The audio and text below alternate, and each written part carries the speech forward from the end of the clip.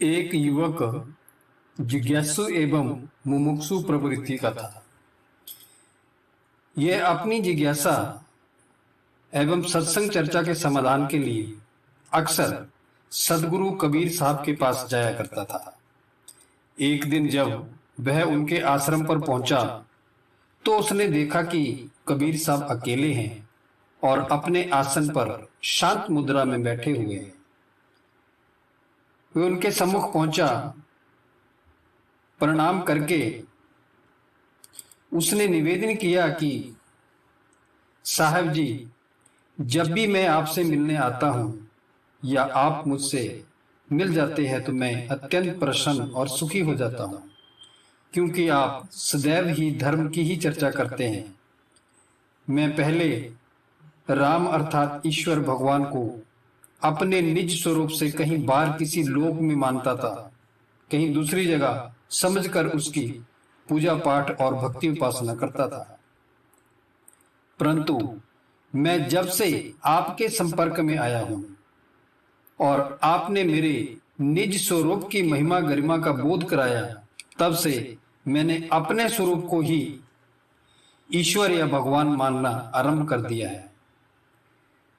उस मन कल्पित भगवान को मानना मैंने छोड़ दिया है, यानी मैं अपने मन की कल्पना से बाहर आ गया हूं। अब मेरे सामने दिक्कत यह आ रही है कि मैं अपने परिवार या अपने मित्रों को राम या ईश्वर को कहीं बाहर मानकर उनकी पूजा पाठ करते हैं, तो मैं ये कहता हूं कि उसकी पूजा करना छोड़ दो और निज स्वरूप को, अपने स्वरूप को ही राम या भगवान मानो और उसी से प्रेम जोड़ो। तो वो मेरी बात को नहीं मानते। कबीर साहब ने कहा कि कोई बात नहीं, वे लोग माने या न माने, तुम स्वयं तो मानते रहो। उनके नहीं मानने से तुम्हारा कोई अहित होने वाला नहीं है।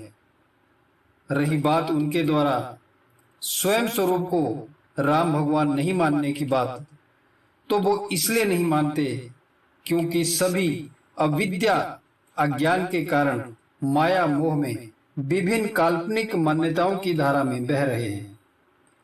अब वे अपना विवेक जगाकर कुछ विचार करें तो उससे बाहर निकल सकते हैं, परंतु लोग ऐसा करते नहीं।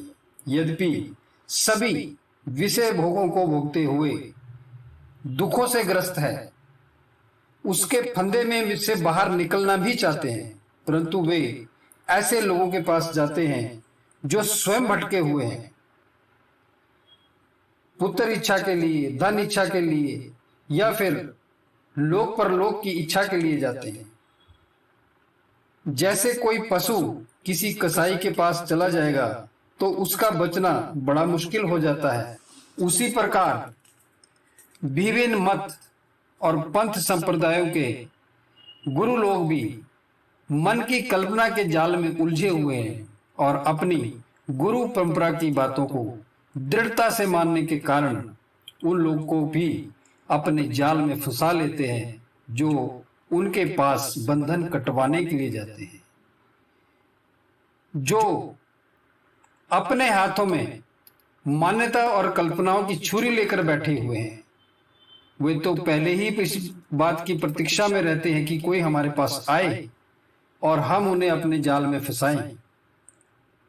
उसके विवेक विचार के सिर को अपनी मान्यताओं की छुरी से काट डालें। लोग चाहते हैं कि उनके भवबंधन कटे, इसलिए वे गुरुजनों के पास पहुंचते हैं, परंतु वो गुरुजन तो स्वयं ही भटके हुए हैं। उन्हें अपने स्वयं के भटकने का अर्थात अज्ञान का बोध नहीं होने के कारण वो लोगों को भी भटका देते हैं। उनके स्वरूप ज्ञान की, उनकी निज स्वरूप की महानता, उसकी गरिमा और महिमा की हत्या कर देते हैं। इस तरह वे गुरुजन आत्मघाती तो पहले से ही हुए हैं, वे दूसरों को अज्ञानी बनाने के कारण परघाती भी बने हुए हैं। एक बार की तलवार या किसी अन्य शस्त्र से काटकर किसी की हत्या कर देने का पाप इतना बड़ा नहीं होता जितना कि किसी को बार बार दीनहीन, लाचार, बेबस, अदम, पापी, असमर्थ कहकर उसकी योग्यता को खत्म कर देना। वे बेचारा ऐसी बातों के चक्कर में आकर पत्थरों से सिर फोड़ता है, उनके आगे अपनी नाक रगड़ता है, वह उनके आगे रोता है। इस प्रकार उसकी पूरी तरह वैचारिक हत्या कर दी जाती है। अब वो अपने जीवन का कल्याण कैसे कर सकता है? ईश्वर तुम्हें कोई दुख नहीं देता। दुख इस कारण से होता है क्योंकि ईश्वर को हम समझ ही नहीं रहे। ईश्वर कैसे मिलेगा, कैसे प्राप्त होगा, इस बात से हम बहुत दूर चले गए हैं। जो ईश्वर अपने अंदर है उसको लोग बाहर ढूंढ रहे हैं, और जिनके पास हम जाते हैं वो भी हमें यही उपदेश देते हैं कि जाओ पत्थरों में जाओ, पत्थरों की पूजा करो, या गुफाओं में चले जाओ, या पेड़ों की पूजा करो। बहुत जगह तो पशुओं की भी पूजा की जाती है। तो इस तरह से ईश्वर नहीं मिलता, इसलिए हम कष्ट पाते हैं। और इन कष्टों का एक ही निवारण है, निज स्वरूप को जान लेना और उस ईश्वर की खोज अपने अंदर करना। बाहर कहीं ईश्वर मिलने वाला नहीं है।